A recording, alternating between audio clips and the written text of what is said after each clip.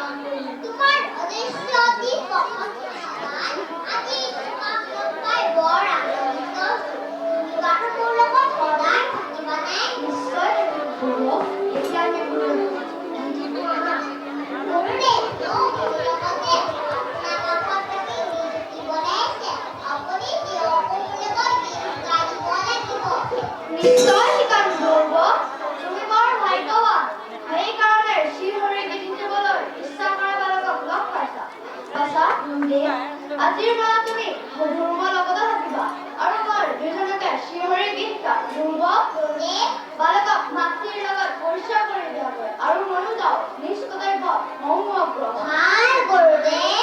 আহা বাচাওঁ।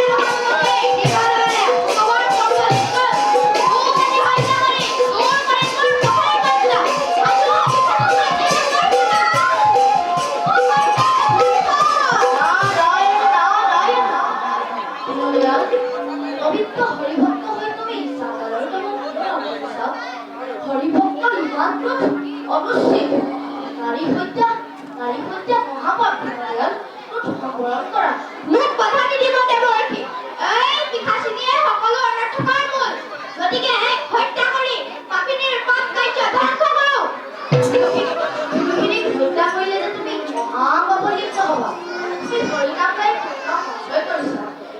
অন্যৰ বলত বৈকুণ্ঠ ভৱনত তুমি নিষ্ঠাৰ ফলত কিন্তু এই মহাভাৱ কৰিলে ঘোৰ নৰকত পৰিবা গতিকে তোমাক আমি নৰগ্ৰামী হ'বলৈ এৰি দিব নোৱাৰো আমাৰ কথা ৰাখি এইবাৰলৈ ভুলখিনি ক্ষমা কৰা দেৱৰূপী, আপোনাৰ বাক্য ৰাখি এইবাৰলৈ বিদুৰখিনিক ক্ষমা কৰিলোঁ।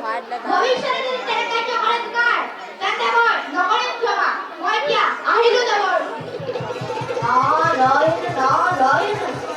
বিদুৰখিনি আজি তোমাক ৰক্ষা নকৰা হ'লে নিশ্চয় হত্যা কৰিলেহেঁতেন এতিয়া তুমি কি ব্যৱস্থা ল'বা দীনদয়ালৰ ওপৰত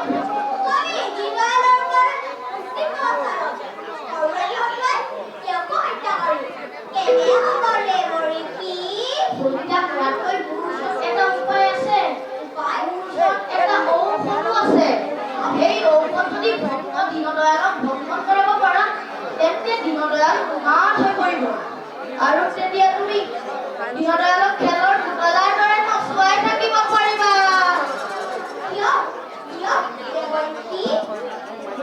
বৰ বিদুৰখিনি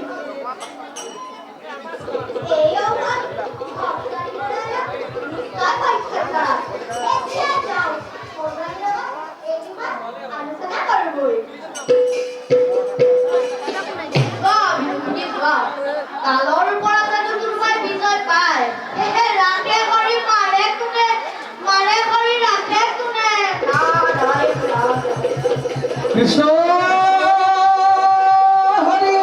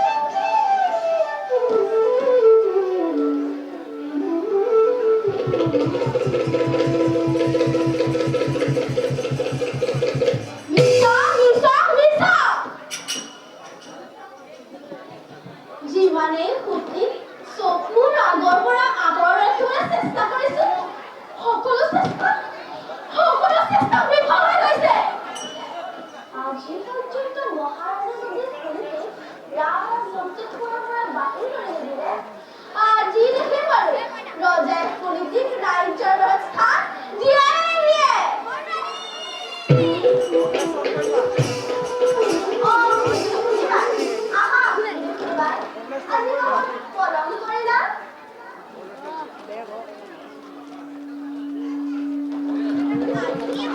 উপনীত হৈছিলো তোমাৰ লগত দেখা নহলেহেঁতেন কি দেৱৰী নানালেহে মোক প্ৰাণ ৰক্ষা কৰিলে কি সমস্যাৰ সন্মুখীন হৈছিলা বিৰোধীজনৰ তোমাৰ কাষলৈ অহাৰ বাবে মোক হত্যা কৰিব খুজিছিল কাৰ বাধা এই ৰাজধানীৰ নামত উপস্থিত হোৱাৰ কাৰণে হত্যা কৰিবলৈ আমাৰ মন আৰু বিশ্বাস কৰি তোমাৰ পুত্ৰ উত্তম কুমাৰক লালন পালন কৰাৰ বাবে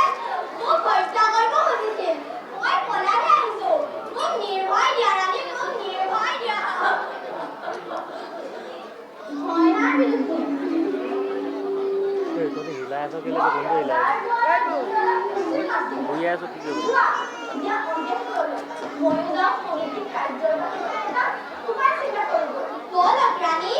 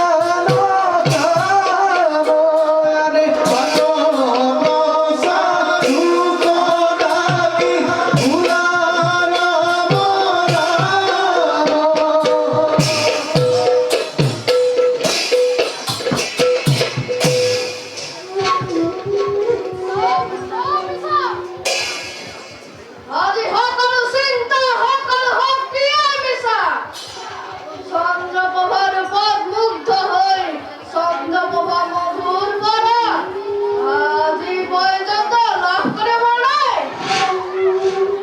কুমাৰ সিংহ এই সকলোৰে কাৰণ একমাত্ৰ তুমি উত্তম ৰাজ্যৰ প্ৰধান সেনাপতি পদত অধিষ্ঠিত হৈ থাকিবা আৰু মই তোমাৰ সহকাৰী হৈ থাকিম নাই অসম্ভৱ এইবাৰ তোমাক চলে বলে কিংবা কৌশলে প্ৰধান সেনাপতি পদৰ পৰা পদচ্যুত কৰি মই হম উত্তম ৰাজ্যৰ প্ৰধান সেনাপতি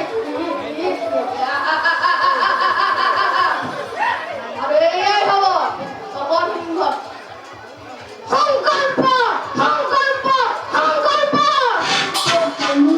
কমন, কমন। আহক আহক কি ভাবিছে আপোনালোকে? আপোনাৰ আগমনৰ কথাকে ভাবি আছিলো শুনক বৰৰাণী আপুনি বৰৰাণী পূজা কৰে কাৰণে সেনাপতি সৌমাৰ সিংহই আপোনাৰ নাচবোৰে চাই বুজিছো নকওঁ। সেই বিষয়ে মই অলপো ভয় নালাগে। এক সৌবাৰহে শত শত সৌবাৰো তোমাৰ তৃণহেন জ্ঞান কৰো। সৌবাৰে ভাবিছে শনিৰ শনি চন্দ্ৰপ্ৰভাত লাভ কৰিব বুলি। কিন্তু সময়ত দেখিবা বাবল চন্দ্ৰপ্ৰভা তাৰ হয়। কাৰ হ'ব বৰৰাণী তুমি যদি মোৰ দৰে প্ৰবল অগ্নিত জাপ দিবলৈ ভয় নকৰা তেন্তে কাৰ হ'ব বৰৰাণী তোমাৰ তোমাৰো হ'ব পাৰে। মোৰ চন্দ্ৰপ্ৰভা মোৰ নকৰো বৰৰাণী কেতিয়াও ভয় নকৰো তেন্তে মোৰ ইচ্ছামতে সকলো কাম কৰি যাব পাৰিবা। নিশ্চয় পাৰিম তেন্তে মোৰ কাৰ্যত তুমি সহায় কৰিব লাগিব। এদিন সৌমাৰ ঠাইত তোমাক ৰাজ্যৰ প্ৰধান সেনাপতি পানী আৰু বৰৰাণী অন্তঃপুৰৰ বাহিৰত স্থান দিম।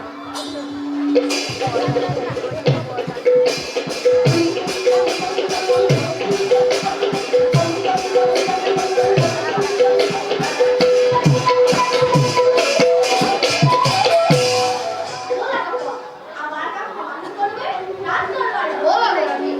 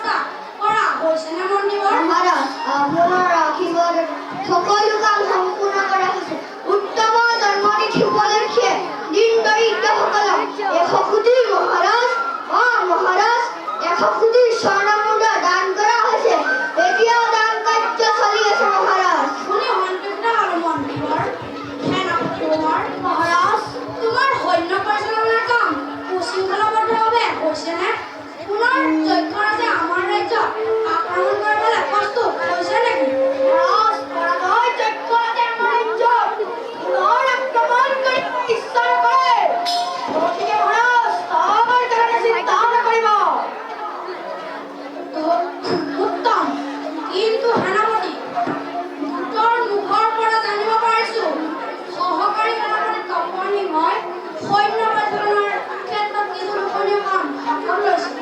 ইয়াৰ বিষয়ে কিবা জানানে তোমালোকে?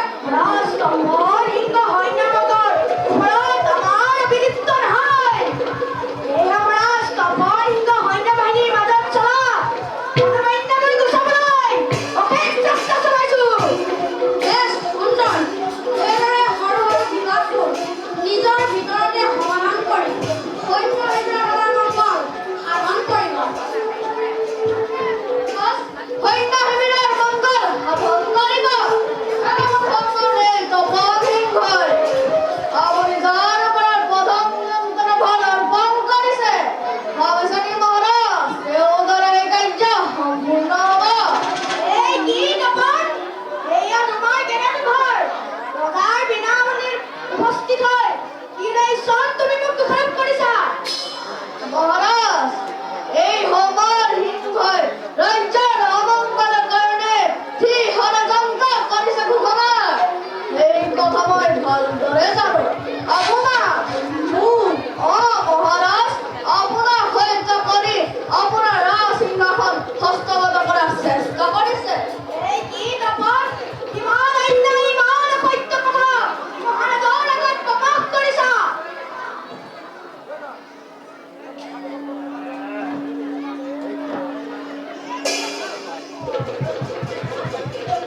সুৰুচিৰ হাতত গ্ৰহণ কৰিব।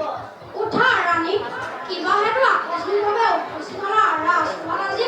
মহাৰাজ, শুনিছো অতিকৈ মহান। আপুনি ৰাজদণ্ড হাতত লওক। দয়া মায়া বিসৰ্জন দিয়ক। অপৰাধীসকলক উচিত দণ্ড দিবলৈ সাজু হওক। উত্তেজিত নহ'ব ৰাণী, উত্তেজিত নহ'ব ৰাণী। কোৱা ৰাণী, মই কাক দণ্ড দিব লাগে? মহাৰাজ, সৌমাৰক আপুনি ৰাজ্যৰ প্ৰধান সেনাপতি বুলি বিশ্বাস কৰিছে, কিন্তু এই সৌমাৰে দক্ষৰাজক লগত লৈ আপোনাক হত্যা কৰিবলৈ গোপনে ষড়যন্ত্ৰ কৰিছে। নাই মহাৰাজ, এয়া মোৰ বিৰুদ্ধে ঘোৰ ষড়যন্ত্ৰ। মন্ত্ৰীগণ, মই যে আজি একেবাৰে অধৈৰ্য হৈ পৰিছো। এক বিন্দু যদি মোৰ ওপৰত দিয়া অভিযোগ সঁচা হ'লহেঁতেন, সৰ্বাণী, মই আপোনাক মাতিব জ্ঞান কৰোঁ। তেনেস্থলত আপুনি মোৰ ওপৰত মিছা অভিযোগ জাপি দিছে কিয়? মনে মনে থাক সৌমাৰ। তোৰ বক্তব্য আৰু কোনো প্ৰয়োজন নাই। বিশ্বাসঘাতক সৌমাৰ সিংহ, তোৰ চৰিত্ৰৰ ওপৰত আজি মোৰ ঘৃণাৰ ভাৱ উদয় হৈছে। ভাবিছিলো তোৰ ওপৰতে মোৰ সকলো আশা থকা, কিন্তু প্ৰত্যক্ষ দেখিছো তোৰ ওপৰত ইমান অভিযোগ। ৰাজসভাৰ মাজত ইয়াৰ উপযুক্ত শাস্তি গ্ৰহণ কৰাৰ বাবে সাজু হ'ব পাৰ। মহাৰাজ, মোক শাস্তি দিয়াৰ একেবাৰে এবাৰ পুনৰ ভাবিছোঁ। এই সৌমাই আপোনাক দক্ষৰাজৰ লগত মিলি হত্যা কৰিম। মই মহাৰাজ, ইমান অসত্য কথা। এয়া মোৰ বিৰুদ্ধে ঘোৰ ষড়যন্ত্ৰ। সন্মান ধৰিছো মহাৰাজ, এবাৰ পুনৰ ভাবিছোঁ। কোনো প্ৰয়োজন নাই, হত্যাকাৰী সত্য নে অসত্য? কোনো প্ৰয়োজন নাই। শুন হোমৰ, তোক আজি মই প্ৰধান সেনাপতি পদৰ পৰা পদচ্যুত কৰি সহকাৰী সেনাপতি পদত কৰিলো নিয়োগ। আজি সন্ধিয়া তাৰ ৰাজ্যৰ প্ৰধান সেনাপতি হ'ব তপন সিংহ। মহাৰাজ, নাই মহাৰাজ, এই আপুনি কি কৰিলে? মহাৰাজ, আপ পুহি গাখীৰ খুৱাই কিয় মহাৰাজ কিয়? আপুনি তান ৰাজ্যৰ ভৱিষ্যত ঘোৰ অন্ধকাৰলৈ ঠেলি পঠিয়ালে কিয়? নালাগে মোক সহকাৰী সেনা পদ নালাগে। যি সময়ে কেৱল দিনে দেখাই তান ৰাজ্যৰ হিত আৰু মংগলৰ বাবে চিন্তা কৰি আহিছে, সেই সময়তে আজি অসত্য কথাৰে অন্যায়ভাৱে প্ৰধান সেনাপতিৰ পদৰ পৰা বহিষ্কৃত কৰিলে। তাৰ পৰিণাম অতি ভয়ংকৰ হৈ পৰিব মহাৰাজ। মনত ৰাখিব, ধৰ্ম সদায় জয়। ভৱিষ্যত বিচাৰৰ বাবে সাজু হওক। কিহৰ বিচাৰ ৰাণী? মহাৰাজ, সুনীতি ৰাণীৰ কুমন্ত্ৰণে ৰাজ্যৰ সকলো মানুহে মোক ঘৃণাৰ চকুৰে চায়। গতিকে আপুনি সুনীতি ৰাণীক ৰাজ্যৰ বাহিৰত স্থান দিব লাগে। ৰুচি, তই মোৰ অতি মৰমৰ কন্যা। তই যদি মোক পিতৃ হিচাপে জ্ঞান কৰ, তেন্তে প্ৰস্তাৱ উঠাই ল। ইহকাল পৰকাল নৰক যন্ত্ৰণা ভুগিব লাগিব। ৰাজ্যৰ অন্যবিলাকৰ দৰে পিতাও মোৰ বিৰোধী? নালাগে নালাগে, সুনীতি ৰাণী ৰাজকাৰ্যত বাস কৰক। আদেশ দিয়ক মহাৰাজ, মই আজিয়ে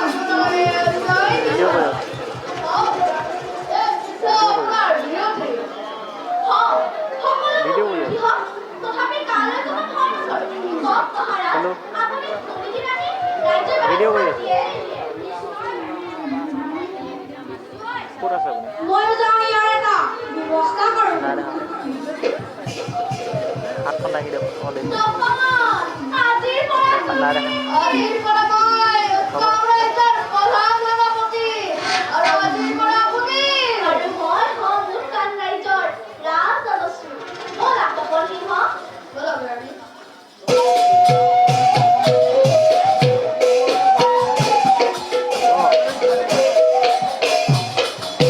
কৃষ্ণ হৰি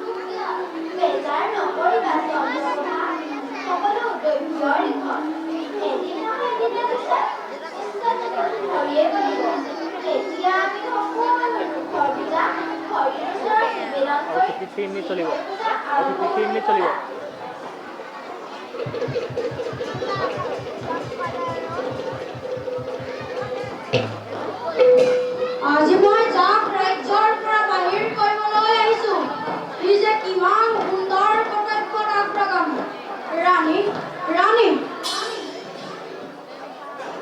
নাথ অভাগী লগা মই নিশ্চয় হৈ পূজাত ব্যস্ত আছিলোঁ নাথ